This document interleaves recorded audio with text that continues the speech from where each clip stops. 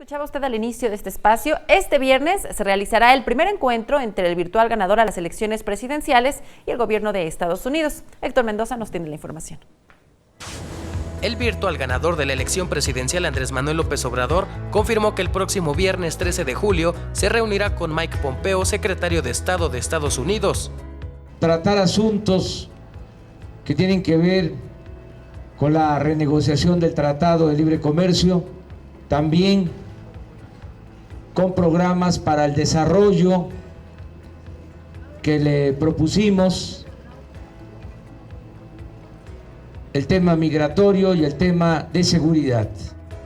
Además, López Obrador señaló que también se planteará el desarrollo de los países centroamericanos, ya que dijo es la mejor manera de enfrentar el fenómeno migratorio y los temas de inseguridad, así como el impulso a que haya trabajo y bienestar.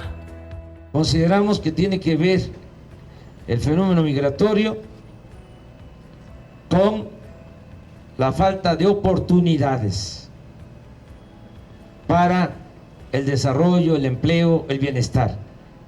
Ese es nuestro planteamiento central. Durante la conferencia que ofreció también estuvo presente Marcelo Ebrard, propuesto para ser el secretario de Relaciones Exteriores y quien dio a conocer quiénes estarán presentes en el encuentro. Encabeza el señor secretario de Estado de los Estados Unidos, Mike Pompeo. Asiste desde luego Jared Kushner, que es asesor de la Casa Blanca. Va a estar también el secretario del Tesoro, Steven Mnuchin. Va a estar también, por supuesto, el encargado o responsable de Homeland Security.